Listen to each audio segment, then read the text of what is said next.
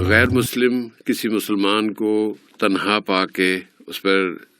شدت کرتے ہیں، قتل کر دیتے ہیں، ایسے لوگوں کا انجام کیا ہوگا؟ جی صاحب، یہاں پر دو باتیں ہیں۔ پہلی بات یہ ہے کہ اللہ تعالیٰ کی طرف سے یہ وعید بتائی گئی، لعنت اللہ علی الظالمین، کہ جو ناحق ظلم کرتے ہیں ان پر اللہ تعالیٰ کا غضب نازل ہوگا۔ ایک تو یہ بات ہو گئی، اور دوسری بات جو پیارے نبی کی طرف سے مسلمانوں کو ہمت افزائی کی جا رہی ہے کہ من قتل دون مالہ فہو شہید، ومن قتل دون دمہ فہو شہید، ومن قتل دون عرضہ فہو شہید، ومن قتل دون اہلہ فہو شہید۔ اگر کوئی بھی مسلمان اپنے دین کو، اپنی عصمت کو، اپنے گھر والوں کو، اپنی جائیداد کو بچانے کے لیے شہید ہوتا ہے، اور اسے اس لیے شہید کیا جاتا ہے کہ وہ مسلم ہے مثلا، تو اسے جو ہے اللہ تعالیٰ کی طرف سے شہادت کا درجہ حاصل ہوگا۔ یہ تو ہوگی بات سے بھائی، یعنی جو ظلم کرتا ہے اور جو ظلم کیا جا رہا ہے۔ لیکن جب کسی کو پتہ ہے کہ ظلم کسی کے اوپر ہو رہا ہے یا ہونے کا امکان ہے،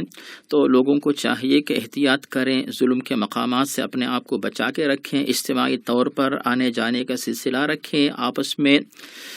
جو ہے مل جل کر رہیں، اتحاد و اتفاق قائم کریں، اور اس کے بعد اگر کسی پہ ظلم ہوتا ہے تو پھر ظالم کے خلاف، ظلم کرنے والوں کے خلاف اور ظلم کے خلاف جو ہے احتجاج کریں، اور جو حقوق ہیں وہ حاصل کریں، اور ایک ساتھ رہیں، تاکہ اس طرح کے واقعات جو ہے بار بار جو ہے مسلمانوں کے اوپر نہ ہونے پائیں۔ جزاک اللہ خیرن۔ ورنہ اس میں ایک نقطہ اور اضافہ کر سکتا ہوں؟ ضرور سے بھائی۔ قیامت کا چونکہ آپ نے ذکر کیا نا بھائی محمد وسیم صاحب کے، ان کے ساتھ کیا انجام ہوگا، وہ تو یقیناً سب جانتے ہیں کہ جو بھی قاتل ہے وہ آگ میں جائے گا، یقیناً جائے گا، لیکن اس کی اہمیت کا اس طرح بھی ایک